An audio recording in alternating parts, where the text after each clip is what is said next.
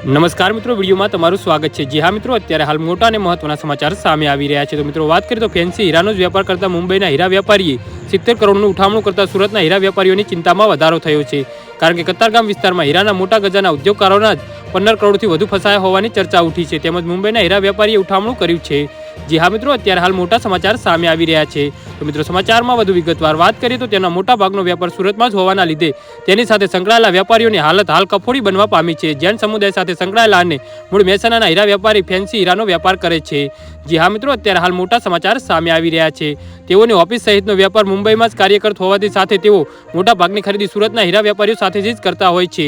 આ વેપારીએ સુરતના હીરા ઉદ્યોગકારોને ચૂકવવામાં થતા નાણાં માટે ગલ્લા તલ્લા કરવામાં આવતા સુરતના હીરા વેપારીઓને શંકા ઉપજી હતી। જી હા મિત્રો, તેથી મુંબઈની ઓફિસની તપાસ કરતા તેથી આર્થિક હાલત કથળી હોવાથી હકીકતો બહાર આવી હતી। જો કે આ રકમનો આંકડો 70 કરોડથી આસપાસ હાલમાં પહોંચ્યો છે। હાલ તો તેની વસૂલાત કેવી રીતે થઈ શકે તે માટેના પ્રયાસો શરૂ કરવામાં આવ્યા છે। જી હા મિત્રો, તો આના વિશે તમારું શું કહેવું છે તો કોમેન્ટ બોક્સમાં જરૂરથી જણાવો।